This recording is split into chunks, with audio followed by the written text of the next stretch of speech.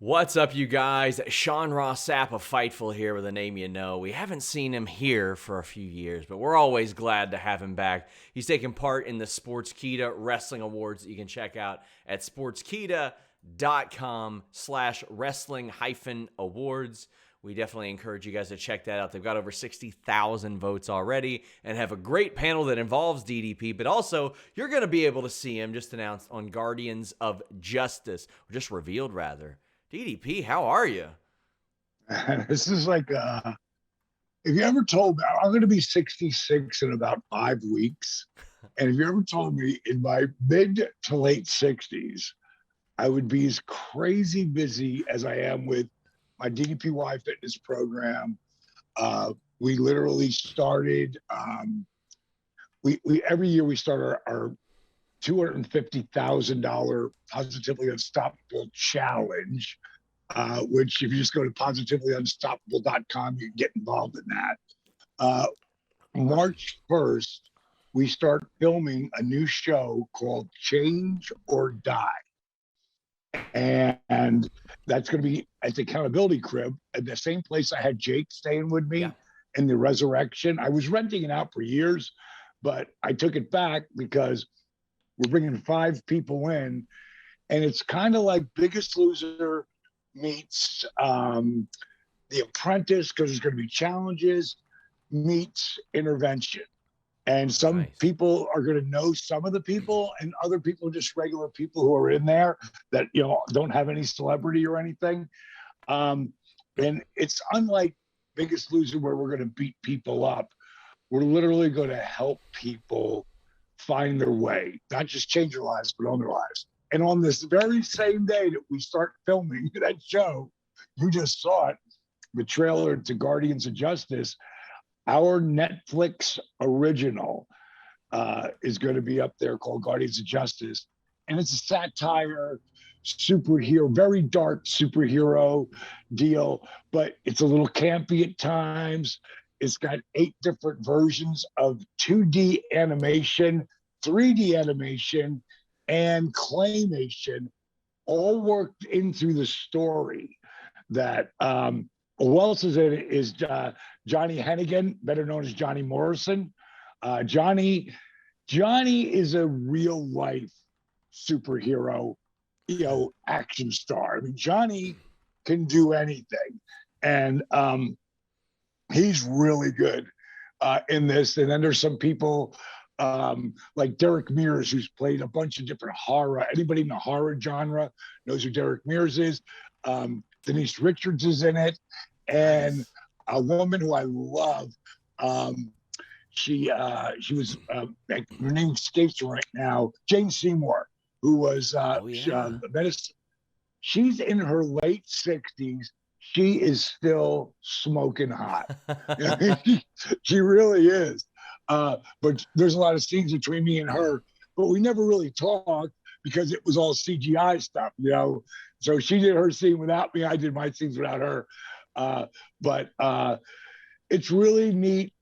We were at the Cannes International Series Festival. Oh, nice. Which I gotta say, that's the most prestigious place that your film or your series can be put, and no other wrestler, even though the biggest star in the world is The Rock. And I'm super proud of him because he's opened up so many doors, because, for a long time, wrestlers weren't seen as actors. But seriously?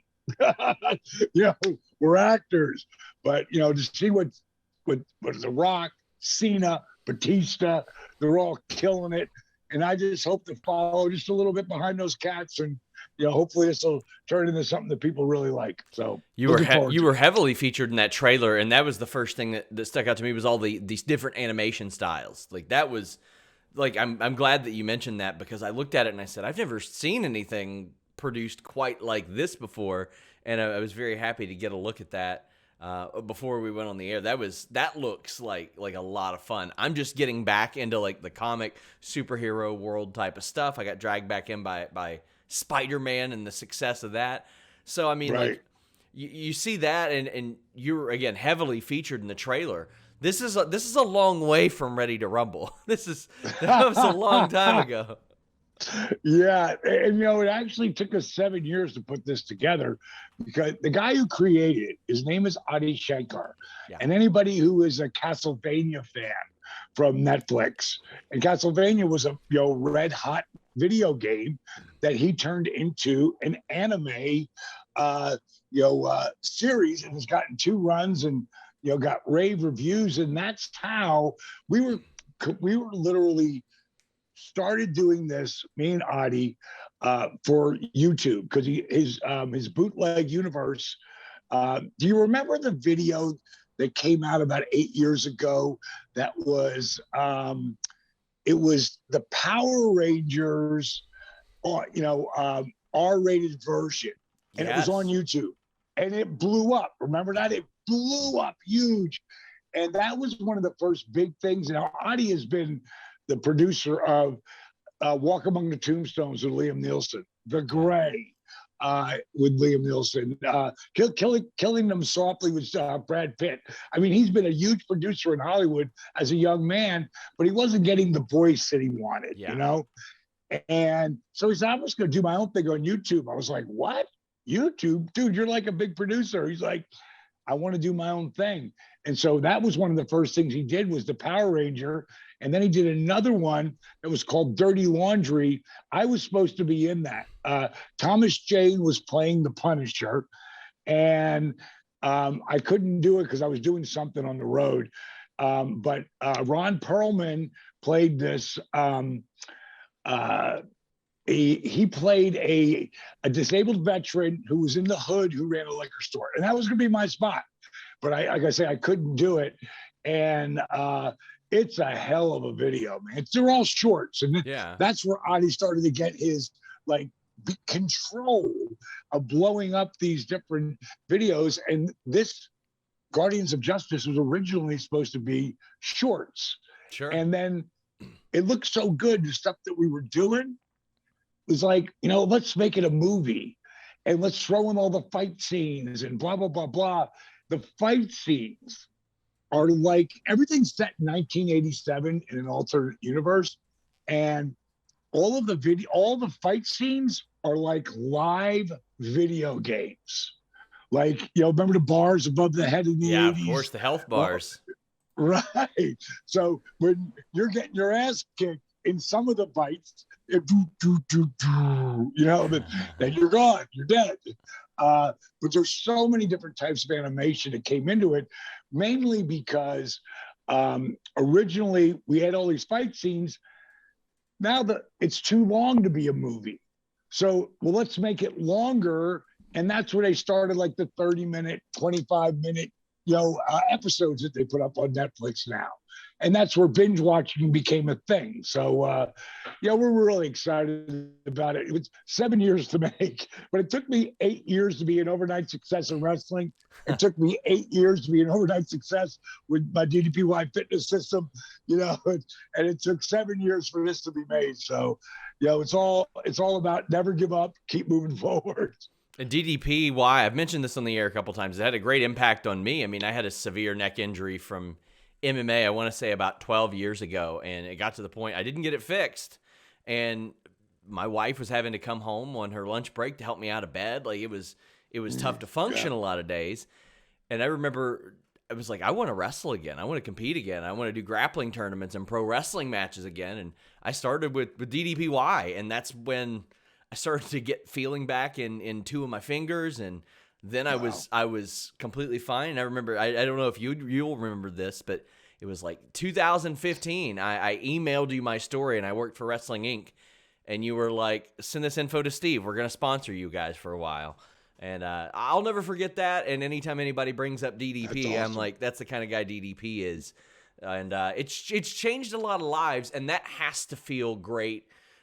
Beyond the massive success that it is, just knowing how many lives that you've affected by this.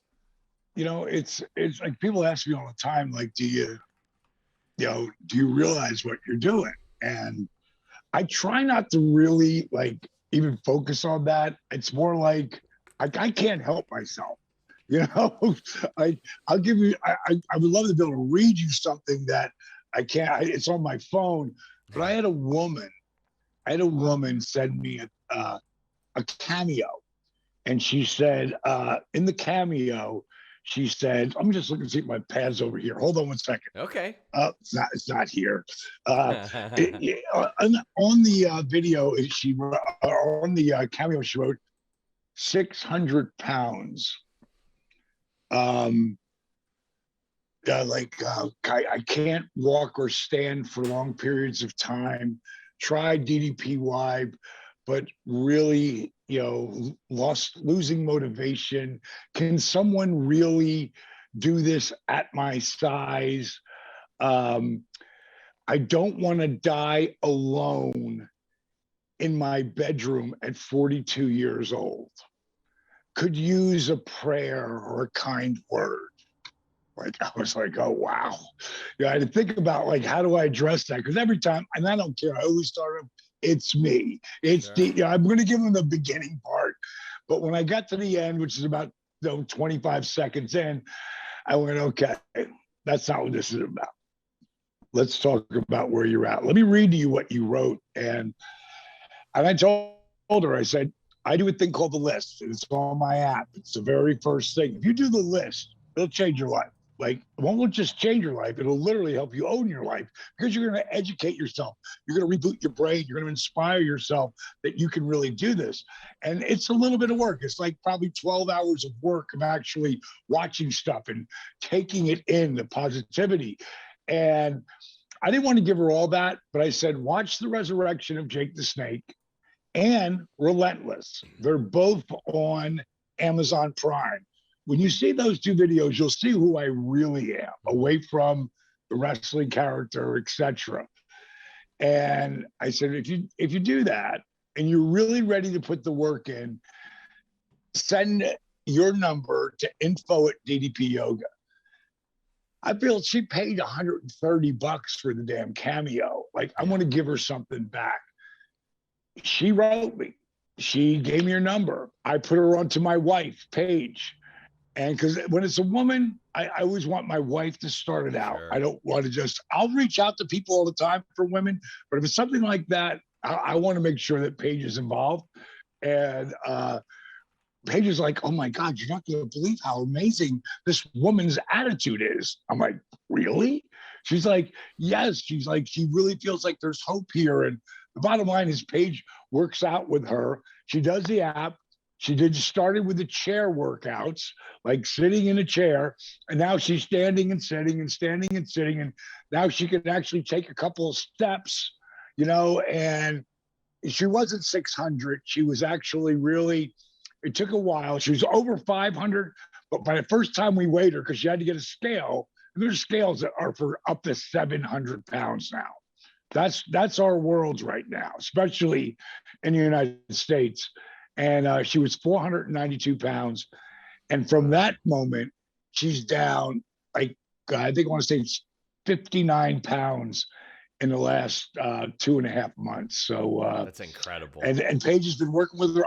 I work with her, talk to her, help her out. And we can't help ourselves. If someone's really putting the work in, and that's what Change or Die is really all about. It's about helping people reboot their brains. Like, I got one kid who's coming in who is 21. He's 5'5" and 486 pounds. Yeah.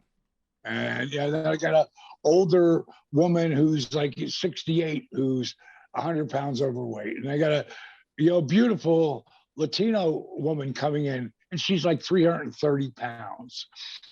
And then there's one person, I'm not going to say who he is until people see it, that's really didn't have to lose any weight, but he needs to get his head right. He needs to get his back on track. And then there's another guy who's just so beat up he can't stand all the way up because he was a superstar athlete, and he's big time overweight. So what we're going to do is teach them, how to eat real food, and because nobody teaches that. Yeah. People don't even know what real food is. We're going to teach them how to eat real food, and we're going to show them how to make it so it tastes great. And that's part of the secret. And then just creating, work ethic. to get back on track. So it's going to be a really educational 12-week episode, and we're really looking forward to it. We've never done anything like this, so it's just another part of our journey, Yeah.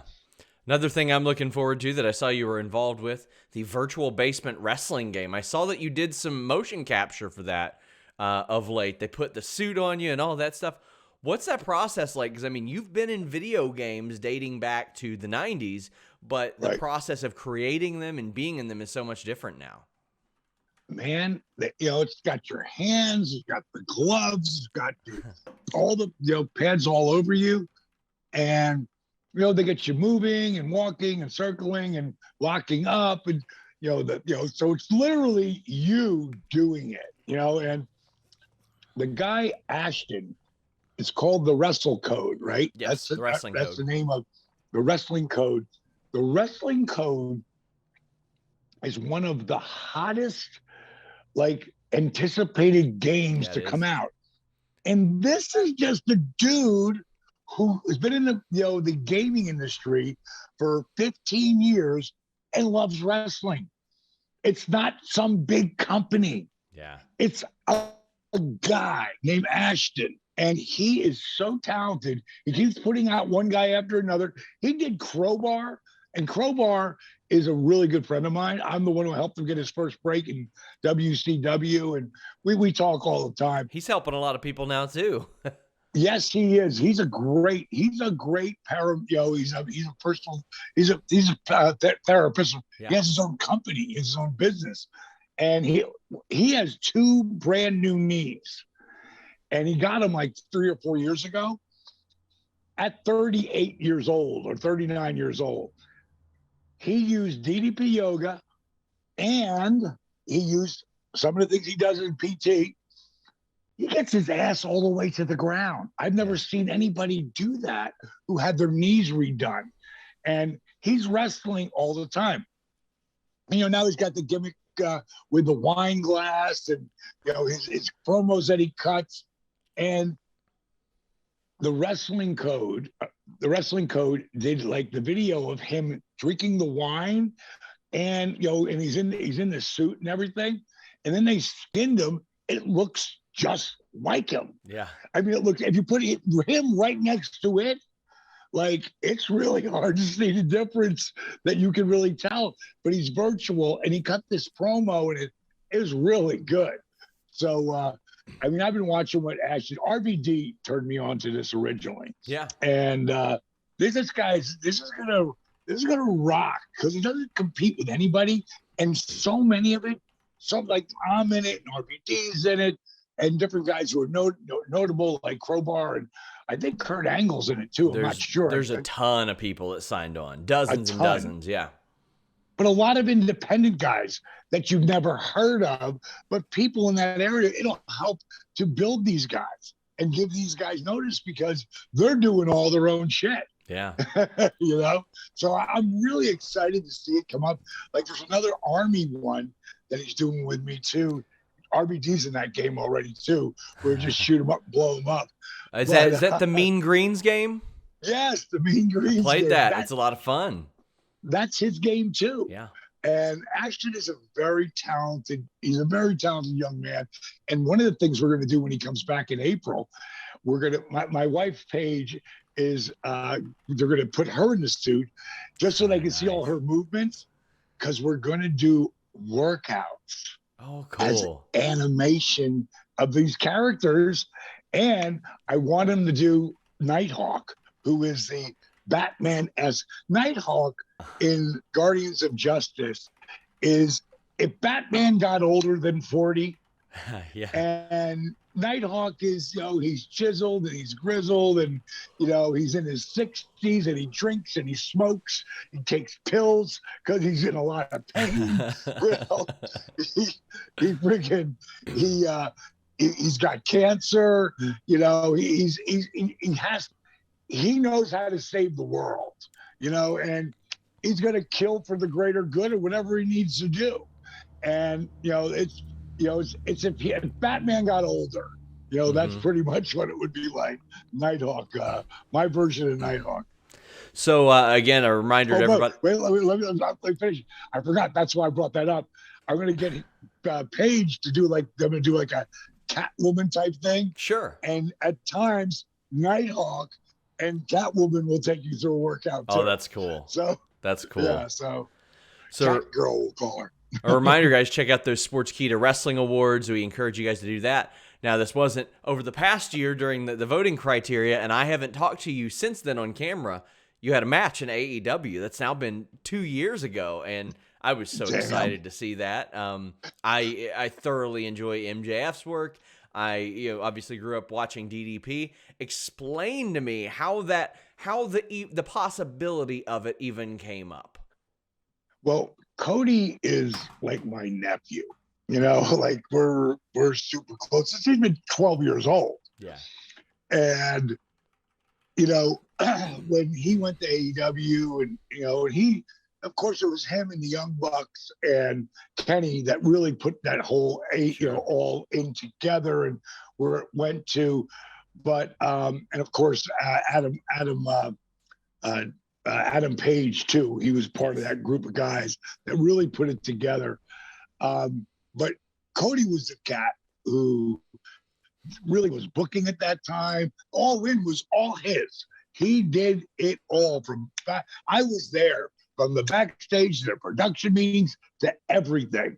And it was, if he never got to do it again, he got to do what his own man did. But then it turned into something bigger than that. And then I find out that they're going to be on TNT. So I go over to him and I tell him, I said, listen, if this is going to be on TNT, dude, I got to do a match. I mean, I got to get out there, do more. And, we're catching a buzz, we're drinking and having a few beers. And then the next day I call him back. I go, dude, I think, because I'm thinking about my shoulders and my knees and my back and feel pretty good. But diamond cutters every time is on this shoulder, and I said, I think I overshot my load last night. Let's just put that on the shelf. And so I let it go for a couple of months. And then it came down to January, right? 2000, I guess it'd be 2020. Yeah, 2020. So I started thinking about this. Now, I wish I had my damn video, let me run upstairs. Hold on. Sure. You hit pause on something? Hold on a second. I'm right back. We're just gonna leave this in because it's good stuff. It's entertaining stuff. Let's look at his background. Look at how beautiful that background is. They got some good artwork. Is that Clint Eastwood? That is Clint Eastwood in the background. Yes, that's Clint Eastwood. I'm running around the house looking for him. Amazing. I love how they can still hear us too. We've got him, Nash, and Waltman on the background. Just interviewed Sean Waltman, made a big comeback while we're talking about comebacks. You got Ric Flair down there, a beautiful piece of artwork with Mick Foley as well.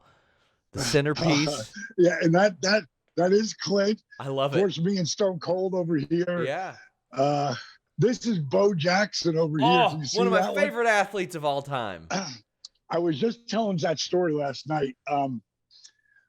Bo, because someone on Cameo had said, hey, we were at the Auburn game, the Auburn, Georgia game, when you came and you got up on the stand and you threw up the Diamond Cutter sign because we kept yelling, DDP, DDP. We were all throwing up the Diamond Cutter sign. Yeah. So I got up on the little stand, right, where the tiger is, right? Like the mascot tiger, they're Go Tigers, right? And I threw up the Diamond Cutter sign. And it turned into a wave. Oh, that's cool. Around the place. And then Willie's like, oh my God, Diamond coming. I mean, the Tiger's like, Diamond coming. So I just grabbed him by the head and I just kicked out. Boom. And it had been raining earlier today and I didn't realize it. Oh, no. But there was water down there. I got soaking wet. And now, I'm so jacked up at that point. There's 70,000 people that are college kids, college fans, which are the greatest fans ever. Yeah. And then I hear in the background, oh my God, this is so cool. DDP broke my tooth. He broke my tooth. The tiger, he had the head on and everything. Oh, no. So almost it came down and jacked his jaw. So I ended up breaking his tooth. But I'm going upstairs and I hear Bo Jackson wants to meet you. And on this picture here, Bo writes, thank you, bro. Thank you. You made my kid's day and my evening. Thanks, and keep up the great work. Number 34. I think he may be the greatest athlete of our lifetime. Like Bo Jackson. No question. Bo Jackson growing up. Imagine if he had gotten in a wrestling ring. My God. Oh, forget about it. Jesus. He could do anything. The Bengals just finally broke the Bo Jackson curse. They had never won a playoff game since they injured him. And they just finally broke it. Oh, my God. The Bo Jackson curse. That's awesome. 30 years. So that's incredible. We were talking about the AEW, the match. Yeah, I'm so excited. So, I mean, you tabled that for a while. So, so I tabled it. And I'm so here it is. So I tabled it. And then, now it's coming into 2020. All right. This is why I brought this up, why I ran and got this, because this is crazy. Someone sends my brother-in-law, Paul, this clipping I'm going to show you. And I wrestled when I was 23. Now, can you see that right there? Yes. Can you see where it says handsome Dallas Page? Oh my gosh. I'm second on the card. And this is my second match ever, bro. Look up at the top. What year was that? 79. 79. So I'm thinking, man, I wrestled in the 70s. In 89, when I was working for Dusty Rhodes in Florida Championship Wrestling, I wrestled one day, and it's on YouTube. You can find it. Me and Dick Slater. And I'm making up shit as I go along. I know enough from watching and being a fan, and plus being in the ring for 3 months back when I was a kid. So I wrestled once in the 80s. Of course, I had the 90s. I had 2000. So 70, 80, 90, 2000. This would be Tuesday, 7. And in the 2010s, you did the Rumbles. 10, right. So 70, 80, 91, and then the teens. I got the teens when I was in there. Now, if I wrestle in 2020, I'll have six decades that I've wrestled. So I gotta ask you, 2030, we're gonna see. Oh my God! I do have a vision of me hitting at least one diamond cutter at 70. Yeah. I'm going to be 66 April 5th, but that's something we'll see. I'll get past it, cross that bridge when I get there. But I told Cody, I said, man, I'll have 6 decades. I got to do it. And the big thing I really wanted to do, which was in the promo that I was doing, before MJF, who I love, came out. If you'd have told me 19 years ago that DDP would have been back on TNT with a company called AEW, I'd have to say you were smoking crack, and it all came to fruition and it happened. And then Cody, I hadn't been in the ring at that point, like in a match. Diamond cutter's a different animal. Sure. I could do those standing on my head. My shoulder hates it now, but bottom line is I could do that anywhere, anytime. But to do a match and go in for a comeback and make it look good. And then he says, and then at the end, you go off the top rope. And I was like, I don't know about that one. But there I am. I love it. That is my last move ever as of right now, Sean. That's kind of crazy. You got some sturdy boys there underneath you, though. Like the Butcher and the Blade, they are some stout fellas. What's the name of the Butcher's band? Is it Every Day I Die? Every Time I Die, which just went on hiatus, I believe, or just split up. So let me tell you what happened 3 years before that happened. So 5 years ago, one of my guys, Nathan Mowry, calls me up and he's like, hey, D, listen, I've got this guy. He's in this band, Every Day I Die. Every Time I Die? Every Time I Die. Yeah, Every Time I Die. And it's his band. His name's Andy. he's such a huge fan of yours, and he's also an independent wrestler, and he just would love to meet you. And I was like, yeah, bring him over. So I brought him in. I brought him down here, and just to give you a grander view of this, Sean, like this room is like, this is the war room, man. Oh, here it is. I got to pull this one. This is the war room. This has got, just to put it in scale, like, my God. This is like pictures and memories. Like, this is the last Nitro ever with me and Nate and Scotty and Double J. Yeah. And then just all the different, magazine covers. When I went in the Hall of Fame, incredible. My buddy Bryan painted that for me with Dusty up in the clouds, and then all the other memories and, different matches, being Goldberg, being Nash together. Nate hit me with a gut shot. And then you got all the action figures. Yeah. So it's like it's like crazy memory. Then there's stuff that you'll never see anyone have, like this right here. This is just a sheet of all the different cards that would come out. That is so cool. And I saw it at the office. I was like, I want that. I've been to Iraq and Afghanistan. I've been to Iraq 3 different times, and Afghanistan once, to see the boys over there. Buddy, that sheet of cards is worth a lot now. Trading cards are hot again. Dude, and that one, there ain't nothing like that. I know. It's a one of one. Look at this. This is a one of one. This is, I can't remember what country we were in, but we were scratch card to win $30,000. Wow. And look at, like, no one has that. Oh, look at Muhammad Ali doing the diamond cutter down there. That is incredible. Karl Malone Kentucky and Charlie legend. Barkley. Pretty crazy, right? This That is is me and Jesse unbelievable. Ventura in my club back in the 80s when I first got into wrestling. So there's so many amazing memories here, man, that I love it. It's just, it's anytime any of my buddies come in, they're like, oh my God, this is amazing. That is incredible. I appreciate you giving us that look at that, because I saw that and I was like, if we see that much, there's got to be more. There's definitely got to be more. I got to ask you, everywhere. Do you think you've had your last match? I really do. I really do, only because, I've done the stem cells 3 times now. Yeah. They're helping.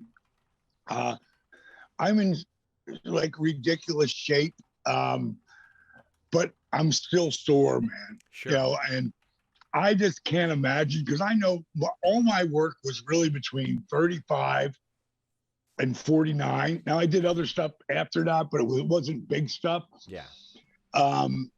I just can't imagine with these kids today, like what they're doing to their bodies.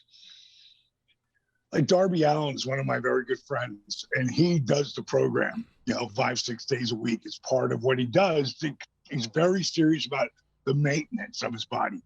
But I was just down in his house. He's got a show that's coming out on TNT or TBS, one of them, and it's called Darby's Day Off. Mm-hmm. I was there as I watched him in a Jeep, a Jeep, build a ramp and jump over his house and crash into these little trailers that the big trailers, they crash into it. That's what he does. And all the abuse that he puts on his body, God, I just can't imagine him and the Young Bucks and the Lucha Brothers. I mean, it's just, it's all of them. Bryan Danielson. I mean, I think Bryan Danielson today is I think he's the best in the world. He's incredible. I don't think anybody, and it's incredible, that they made him retire, because the first time was because of the brain damage as far as the concussions. And I'm going to show you this. This is something I'm like. Well, the reason why you see Bryan back in the ring again is because he went into using a hyperbaric chamber. A hyperbaric chamber, when it gets over 12 psi, Yeah. And this one right here is 15 psi. Every single morning when I wake up, I get in this. And what that is the chamber, it takes you to like 40 feet below sea level. Uh-huh. And then you're breathing in pure oxygen. Those two containers on the end, they're making oxygen. And that's because when he came back, the first thing I was at Mania. How'd you get back in here? I go, hyperbaric chamber, right? He said, yeah. He goes, how'd you know that? I go, dude, I've got one of my own, because I want to take care of all the damage that I've done to my brain. My brain, I just had everything tested. I'm talking about MRI in my brain, like everything. And they said my brain is normal for someone in their 40s. And I'm in my 60s. So, that's all I need. I don't need above normal. I don't need. Oh, you got great recall. Like on all this stuff, your recall is incredible. And I'm talking to wrestlers who are 20, 30 that don't have the recall. Yeah, because they don't work their brain. I also take a thing called NAD, and it's an IV drip. And my wife and I do it twice a month. I was doing it over COVID, heavy COVID, every week. And it's expensive, but it clears the fog in your brain and it makes you so sharp. Like, it's unbelievable, man. And it's what the name's too long to pronounce, but NAD, it's really, I'm doing whatever I need to do. My wife and I, Paige, are writing a book right now. We're just doing the outline right now, but it's going to be called The Secrets of Youth. And it's all the things that I do, but not just what I do. I want to interview people like Clint Eastwood. Yeah. That's one of my goals. Clint was with my buddy Toby Keith will probably, when I'm ready to talk to him, I'm hoping Toby will put a call in for me. Cause I saw Toby had put up this thing about him and Clint. And the story is they were out playing golf. And he says to Clint, this is about 3 or 4 years ago. He said, so Clint, what are you doing tomorrow? He says, it's my 88th birthday. He's like, really? He goes, what are you doing? He goes, starting another movie. He was starting production on The Mule. Yeah, it's a wild movie. Goes, great movie, right? Yeah. And he said, how do you do it? He said, when the old man comes knocking, don't let him in. And I thought, that is one of my affirmations. The old man comes knocking, I don't let him in. And I want to interview Clint. I want to interview Dolly Parton. I want to interview Jane Fonda. I want to interview people that are in their late 70s, 80s, 90s, who are still living an unbelievable life. I would love to, his name, Norman Lear. I would kill to interview Norman Lear, who's 99 right now. And I met him when he was 80, I guess he was 87. And when I talked to that cat, because I was in there with a buddy of mine, because he had a green light, he had a greenlit series done for HBO. It was greenlit. It was about wrestling in the 70s. Oh, that's and cool. They were talking to me about being like the mentor, kind of like I am with Cody, like that, for the guy who runs the federation, for the younger kid whose father died, and now he's got this federation. And it was set in the 70s, so you could do or say anything, right? And so I met with him. He walks in and he's in this like shirt and jeans, and he's got this little bolo hat. I mean, he was hip as shit if he was 45. Yeah. But he wasn't. He's 87. And the night before, he was at this club because he wanted to see this band. He got home at 1 a.m, and now he's 99 and he's still like so lucid and so amazing. I would really kill to friggin' interview him, but I don't know if I'll get a chance to do that one. But that's my goal, is to share all of the knowledge of holding back the hands of time. But it's work. It's work. You mentioned Cody. I mean, we've been all over the story about him leaving AEW. What did you think about that? Like, how have you felt about that? I know you remain pretty close to him. I mean, that's a pretty wild situation, to the point to where the day before I broke the news that Steve Austin was returning to wrestling, and Cody Rhodes' story swallowed that. Like, all due respect to Steve Austin, everybody was talking about Cody. Well, for starters, there's no way Steve's going to get in the ring and actually wrestle. And the only reason why, because if his neck wasn't, it's good, but it's, you can't afford any bumps, And he may show up, hit a couple stunners, kick wham stunner for that. And he'll pay for that just like I would. You know what I mean? You pay for that, because when you get over 40, trust me, and really over 30, every time you get in that ring, you leave a piece of your body in the ring. Yeah. That's just the way it is. But before it went crazy and broke, that Cody was, doing what he was doing, he called me 2 days before. He said, listen, I'm going to tell you something, but I can only tell you so much. But I know if I don't call you and tell you, you're going to want to kill me.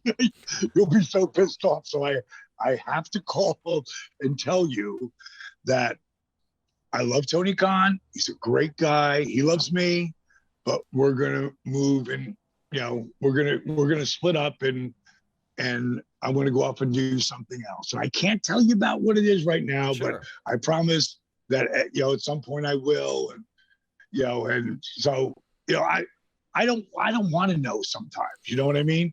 I want to be surprised. I gave him all of my viewpoints on everything. I don't know if you're doing this. I don't know if you're doing that. I don't know if you're doing this. But I gave him my viewpoints. And then Cody's a man. He's a very successful. I mean, when he left the WWE, he knew they were never going to give him the opportunity to be the guy, or even the top 5 guys. He was never going to get that opportunity. So the only way that you prove them wrong is to leave, and then do, like I had to leave WCW because I was a shop guy and I tore my rotator cuff, and I knew they were going to let me go. But before they did, I told Bill Watts, don't even think, I'm not even going to ask you for any kind of a deal. Yeah. I'm still injured, and I'm going to come back, and I'm going to, I got Jake Robertson, he's taking me under his wing, and Dusty Rhodes is taking me under his wing. And, I'm going to, a year from now, you're going to want me back. And Bill wasn't there by the time I got back, but Eric was in charge. But I saw Bill when he got inducted into the Hall of Fame. And when he saw me, he came out, DDP, gave me a huge hug. Man, you did exactly what you said you were going to do. You were so smart to leave. Well, that's what Cody did. And I wasn't leaving any money. Yeah. Cody left. And I don't know exactly, but I know someone in that spot in WWE at that time, they're making about 400, 500,000 a year. Yeah. And he walked away from that. His wife walked away from her deal. And they went off to do something that changed the world. It changed the wrestling world. And I was there for pretty much all of it, because I loved what the Young Bucks were doing with their little goofy thing that they were doing. Being the elite. Oh, it's so funny. Yeah. And wrestling fans loved it. I said, I want to do something different for you. We've got this whole production company. Let us do stuff for you. It costs you nothing. Yeah. Now, if you ever get picked up, you ever get a real guy, and there's someone going to come in and turns into a real company, someone's paying, and I'll give them the brother-in-law price, the nephew price. But that's how it went. And we all know what happened. And I got to be honest, I'm like I'm still kind of blown away that Tony would have let it happen. Yeah. I mean, I don't know. I haven't talked to Tony, but he's whenever I text him, he's not your average billionaire. He's a great human being. And I've never, because I didn't want to get involved what was happening with Cody. It's his own thing. But at some point when me and him talk, I was be like, wow, I just can't believe you let him go. Because I mean, you're the two guys who really made it happen.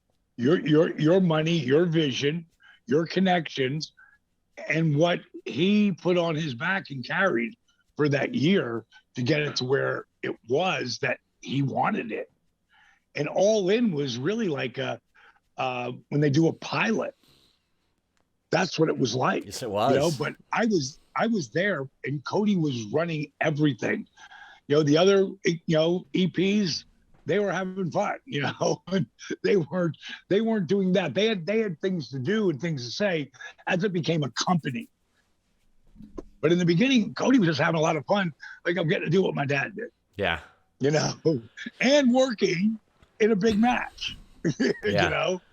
So, to me, whatever he does, I wish him the best. And I hope that, I helped him with some of my insights, to help him direct them. But he's going to do what he's going to do, Have you reached any like toy or video game deals with AEW? Because I know they got a video game coming up, and I was supposed to get a damn both, and it never came to fruition. And I was supposed to get both, but whatever, Because it makes sense to me year. with the people they have around. Like, there's you and Tully and Taz. Like, why wouldn't they do like a toy line, like a Legends toy line too? Because those are wildly successful right now. I'll tell you what's going to be really big. Greg Gagne. Greg is, from the legendary Gagne family, Vern Gagne from the AWA. Greg is the first guy to ever give me a break. He's the one who brought me in the AWA. Mainly because I got to tell you this story. This is so funny. How Diamond Dallas Page becomes, it starts in my nightclub, and we're all just talking smack about wrestling, and it comes out, and I literally come up with the idea, drinking, getting drunk after hours. And Diamond Dallas Page comes out of Handsome Dallas Page. And, I'm too old to be a wrestler. I'm 31, but I could be a manager. I could have Jimmy Hart's got the Hart Foundation. I could have the Diamond Exchange, and woo, shot, drink. And then I said, I'll never forget it. I said, there's not a lot of good looking women in wrestling. And there wasn't at that time. Now, Miss Elizabeth was, but she was girl next door beautiful.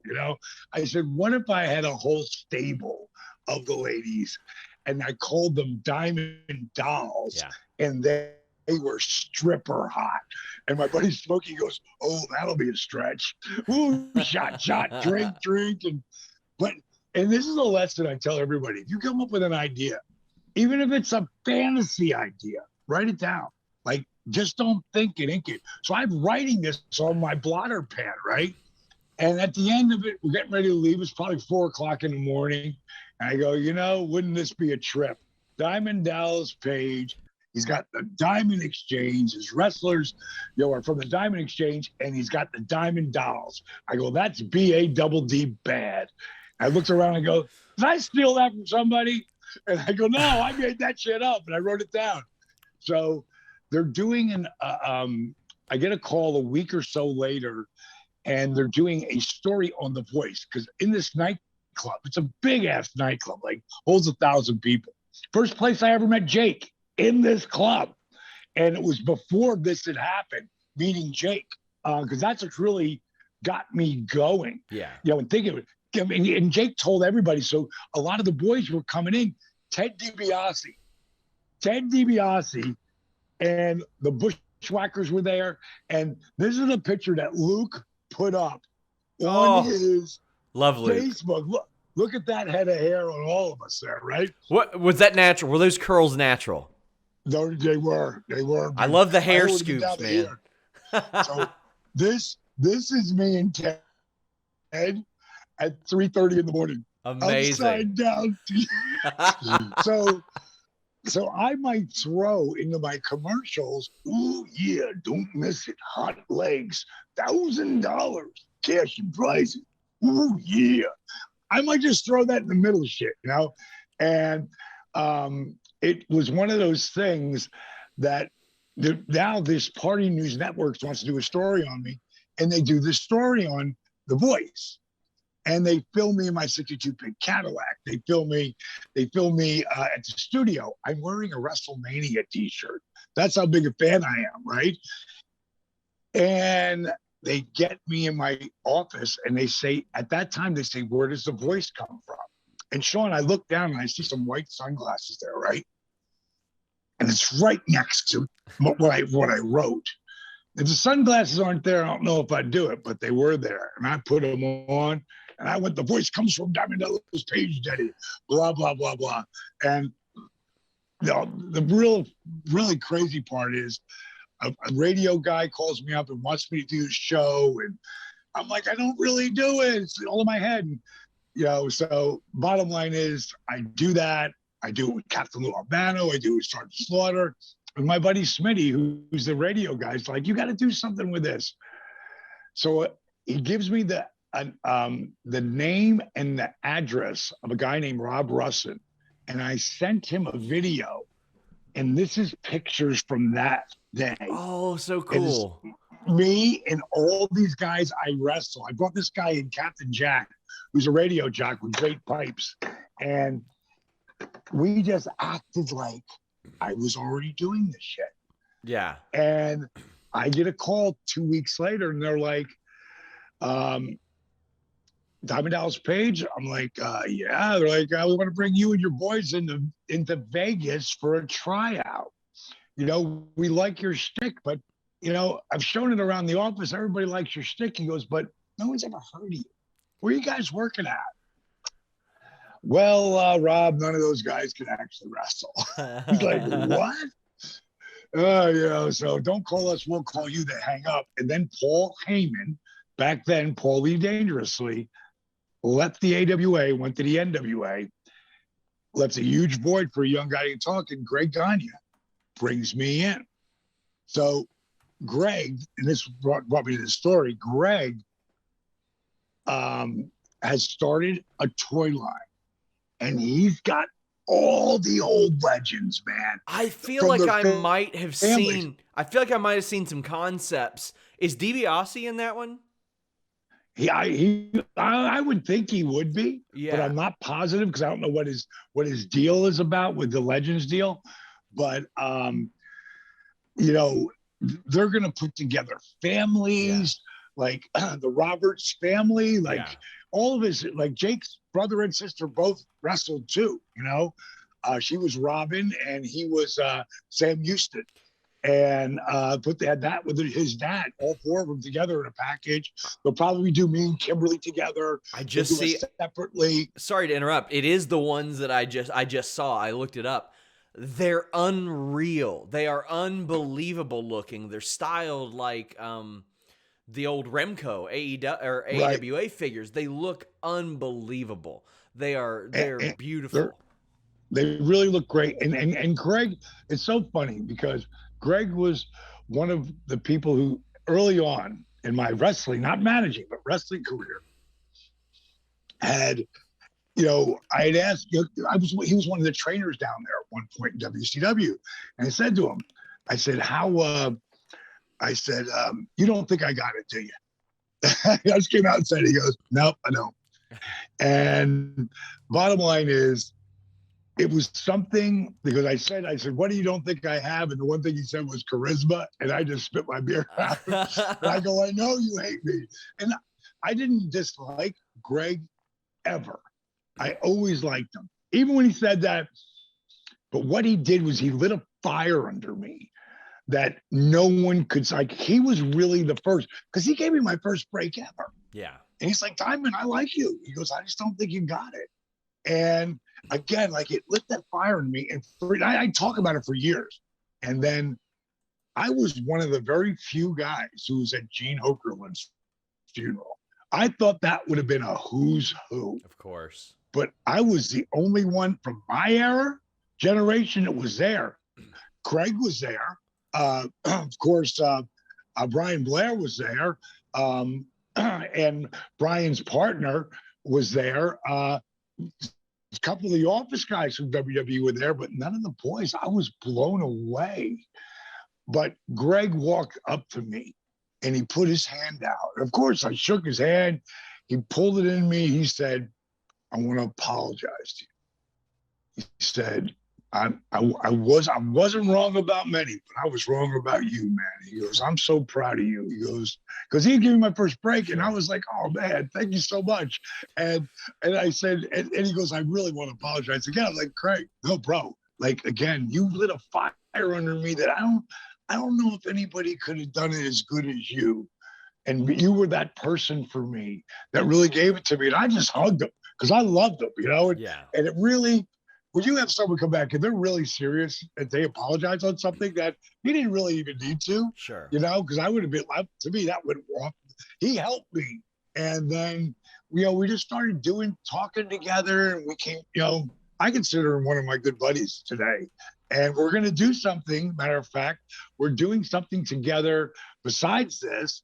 There's a new concept that the guys from the dark side of wrestling have come up with, and it's a new show that's going to be coming out, and it's going to be it's more of the lighter side of wrestling, and it's going into territories that like the AWA, and of course, like Brian Blair will be a part of it, I'm sure, and of course Greg is going to be part of it. No, he was the AWA. But there's going to be a couple of the guys there, and I'm going to be like the moderator because I was there too, just at the end of it, but I was still a part of it, you know, and that was my whole beginning. But when he brought me this idea about the action figures, I was like, dude, awesome. Whatever you need me to do, I'm there. And when I saw what they were doing, the work, as you can see, is really amazing. So we had mentioned the toys. Did you ever think that having taped ribs would be such a marketing and merchandising tool? Video games, toys, all kinds of stuff. You know, it's funny because I literally was pissing blood for 13 out of 15 weeks. And it was because Randy was dropping that elbow across me. And he lands right on your ribs. And I was like, Randy, can you just land a little lower and land on my stomach? And that night that was a pay-per-view with the second one he was going to go over in where Scott Hall, Randy hit me with the belt. Scott gave me his finish, and then Randy came off the top and gave me, and he landed on my face that time. And if you see it they were screaming like, go home, go home. Because when you get to 3 hours in 1 second, it's the next program. So if you're not done, like Goldberg in my match at Halloween Havoc, because Hulk and Warrior went like 40 minutes. So it ate up all our time. When we got out there to lock up, it went to 3 hours and a third of the country didn't see it. That's why I played on Nitro the next night. So on that match with Randy, you'll see Scott finally raise Randy's hand, and I go to sit up and I lay back down and it goes to black. Next thing I know, I'm walking backstage and I say to my wife, Kimberly, I stop, I look down, I go, did I just wrestle? She's like, what? Oh no. I go, is it Nitro? Did I just wrestle? She goes, stop it, Paige, you're scaring me. I go, what the fuck? Blah, blah, blah, blah. Like, what happened? What is that? Am I wrestling? What's happening? She goes, no, it's the Great American Bash. You just wrestled Randy Savage. Oh God, what happened?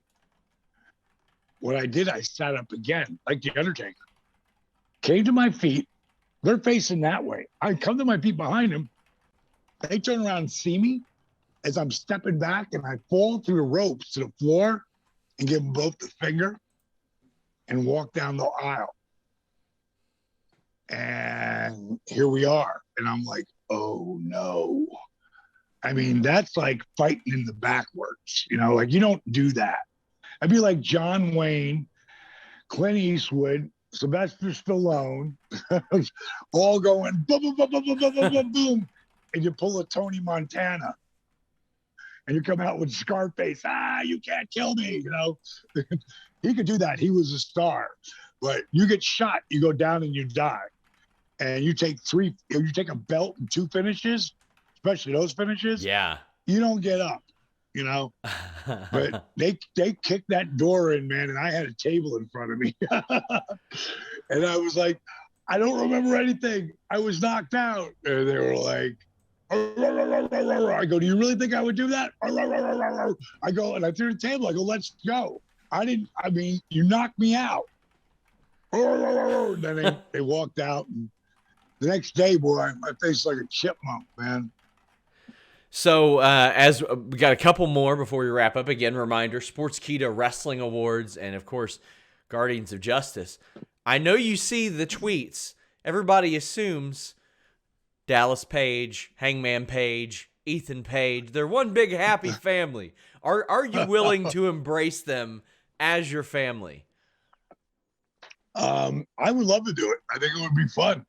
You know, I think it would be fun. Well, Hangman kind of looks like he could be my kid. Yeah, he does. You know, he's more handsome than I am, but I've never not been with a gorgeous woman, so she would have the upper hand for that. And I love his work. And Ethan Page he's badass as well, yeah. Man. There's a lot of great talent out there today. I was so thankful that the AEW came around just to be able to spark wrestling fans. Like my favorite fans are the AEW fans. They are so rabid, passionate. Yeah. It's like it was in 1997. 1997 and 1998 was a hell of a time to be in WCW, man, because the fans were crazy. They were so white hot, man. And as we do wrap up, I've got to do some Diamond Cutter talk with you. That and the DDT are my 2 favorite finishers of all time, my 2 favorite moves of all time. Today, are you still, like, when you watch wrestling, are you still, like, dreaming up, like, I could hit it from there, I could do it from there? Because you have to be a creative person to be a pro wrestler. Nobody gets into pro wrestling without being creative, and if you do, you don't last long. So I'm sure that sticks with you as well. Well, you know, I love to watch what these kids come up with. Yeah. I don't try to come up with anything new anymore. I love what Cody and Sammy Guevara. I always screw it up. Guevara. That kid's so talented. That cutter. I'm a little pissed off at him right now because I texted him twice and I called him and he never called me back. All I wanted to say was congratulations, dude. There was so much room for failure on that move. Yes. Like when he's got his hands on the chair, on the table, he's on the ropes, he springs to the top. If he doesn't exactly square, he's on a rubber mat. The table does this. I mean, the ladder does this. It's gone, and he goes straight down and maybe breaks his neck. But he didn't. Because Sammy is, and I noticed this the first time I ever watched him work, he's like a surfer that surfs 30-foot waves. Like he has zero fear. And he knows he's going to connect. There's never an element of doubt in him going, oh my God, what if I screw this up? You're toast set, you know? And Cody, who's waiting for it, who bellied out for him. Like, that's body control at a different level, but mind control. Because you want to bring your legs down first. You think you don't want to anyway. You know, all that impact on your body coming down. There's someone who did I don't think it's a meme, but it's that kind of thing where they change what happens and they hit in all the rubble and the smoke flew up. That was amazing. But Sammy is such a great talent. And I want you to go back. There's a couple of things I want to say about Cody Rhodes. I want you to go back and I want you to look at the guys, and let's just take the top guys. The top guys, you know who they are. Yeah. How many of them made a wrestler the way Cody made Darby Allin? No one knew who Darby Allin is. He went 20-minute Broadway with him. Okay? Yeah. Made MJF. They didn't even want MJF in there. He believed in him. He brought him in. Sammy Guevara, friggin' on the way out. He don't even know he's leaving then yet. He don't know he's leaving yet. But they're putting him over.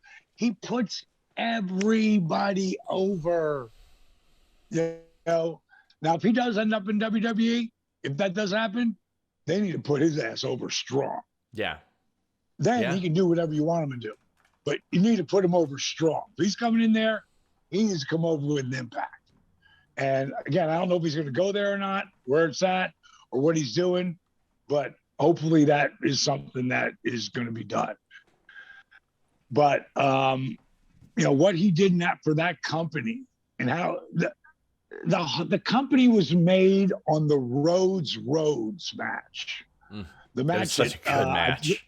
Double or nothing. It was a double or nothing, right? Yeah. That was the match of the decade, because there's been a lot of great matches, and Bryan Danielson has had some unbelievable matches with Hangman and with Kenny Omega, just unstoppable, unbelievable matches. Like I said, I think he's the best in the world right now.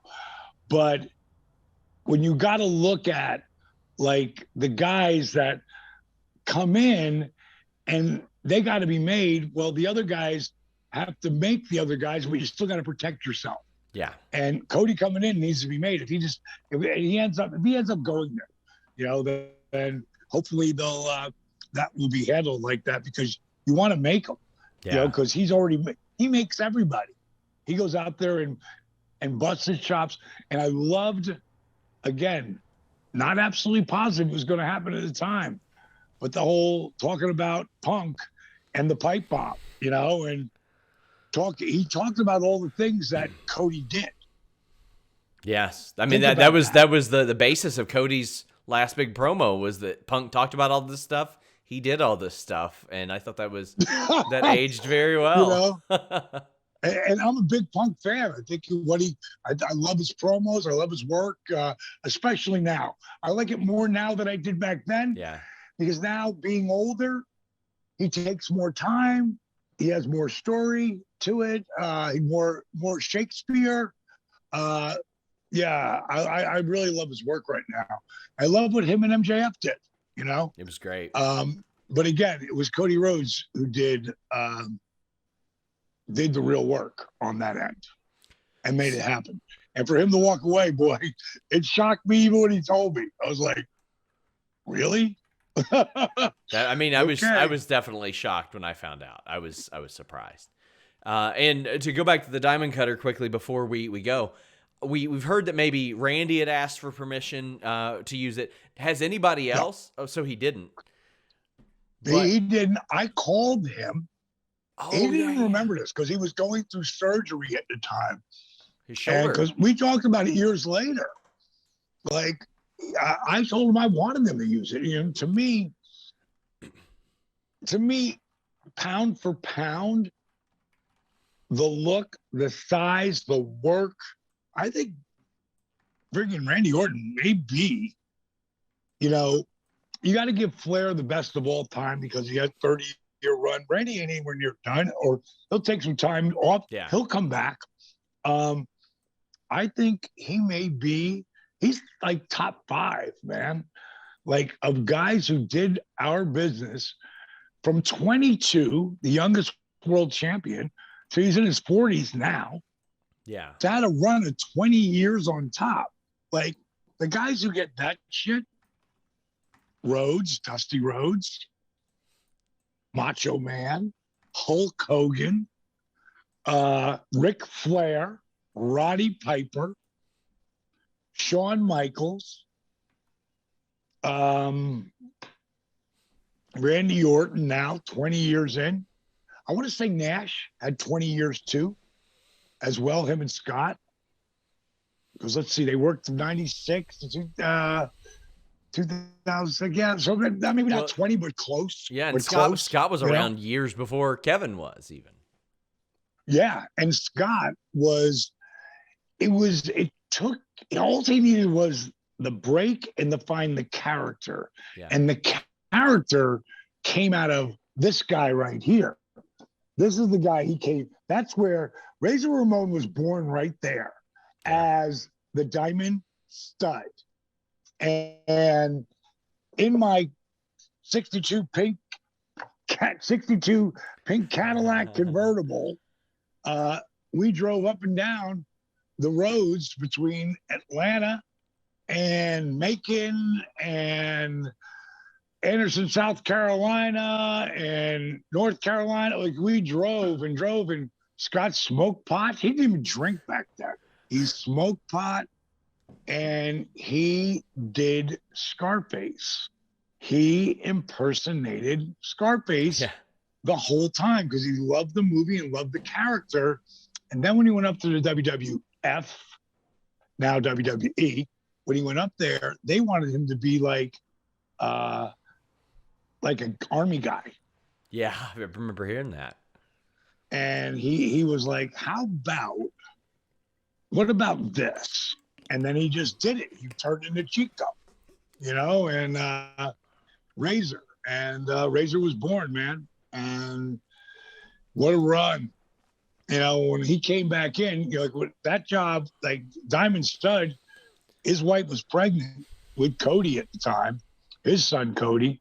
And he was just, looking for a job.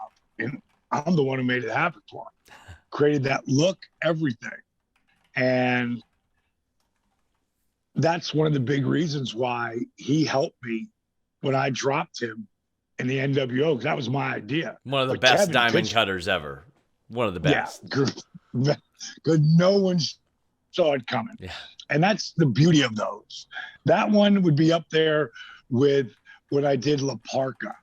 Oh, and that was so good. Impersonated him, and nobody knew. Again, people want to be surprised. Especially when you're young and you got all that energy, you love wrestling. When I hit shit like that, if you were laying on your living room floor, you jumped off the floor screaming. Like, oh my God, I know, because I was that kid. One of the compliments that you talk about the DDT and the Diamond Cutter, when Jake, we met in my nightclub in '87. We would see each other a couple times there. He knew who I was because he never paid for a drink in my club or any of the boys.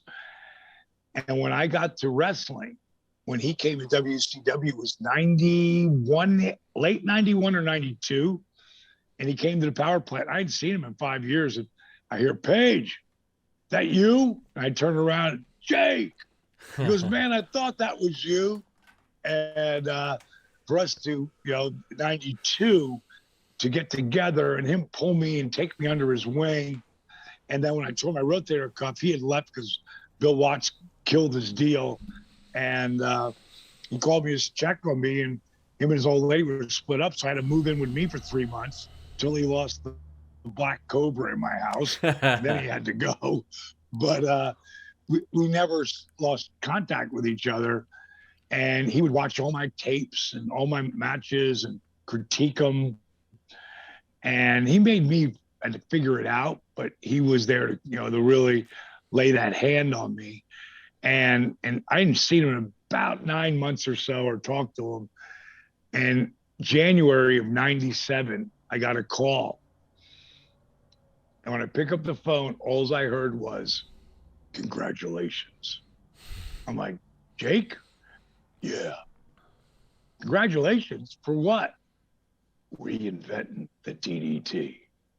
Oh, I love it. So, when your mentor, wrestling mentor, says you just reinvented the hottest move of the '80s and made it the hottest move of the '90s, 2000 and in 2020, Sammy hitting that thing off the ladder, Best spot of the match. this, it's still the hottest move.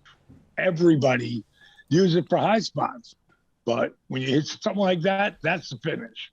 If I hit it anywhere, that's the finish. Yeah. The Sportskeeda Wrestling Awards, and of course, Guardians of Justice. Make sure you guys check that out. DDP, you've been so generous with your time. I could talk to you all day about wrestling. Let the people know where they can find you or where else they can check out what you're doing. Well, if you came in late, check out. I'd really love to hear what you guys think about it. Guardians of Justice, it starts March 1st. You'll be able to go there. The trailer that's up there is not the trailer that you got to watch because they have to put it in like 100 different languages. Sure. When they put it up there. But it'll be up there soon. The trailer that Sean got to see, the one that's really cool. But if you guys go by there and check it out and watch a couple episodes and see if it pulls you in, and come by my page and let me know, man. On Twitter @RealDDP, on Instagram @Diamond Dallas Page, and of course my Facebook, just Diamond Dallas Page athlete page. And if you want to check out DDP Yoga, go and check it out. And got 7 days free on the app, man. So you don't have to pay for anything. You decide to keep it. So you can't get better than that. No, you can't. I can tell you, DDPY has helped me in my life. I mean, it gave me a quality of life again. So definitely check that out, guys. DDP, thank you so much. Until next time, guys, we're out. DDP dropping all kinds of big news in that interview, from the Cody stuff to the Darby tidbit that he just kind of mentioned, to the fact that he's not going to wrestle again, or at least as far as he knows, he's not going to wrestle again. You got to feel safe in the ring, but you don't just have to feel safe in the ring. You have to feel safe when you're doing those clickety-clacks, right? Well, NordVPN.com/Fightful gets you there. You can change your virtual location with just one click with NordVPN.com/Fightful. So if you're here in the States, you click it one time, you say, you know what, I want to browse from the UK. Well, you know what? You're eligible for those UK subscription services over there as well that will end up paying for NordVPN in itself based on how much money you save compared to buying American pay-per-views. Or you can subscribe to Netflix from another country. Their prices keep going up, here at least. But if you subscribe, say, from Argentina, you're going to save an awful lot of money with NordVPN.com/Fightful. Not only that, it's the fastest VPN in the world. It's available on all your devices. So whether it be your phone, your desktop, your laptop. I don't have my laptop here with me. It's downstairs, but you know what? Nord's on it too.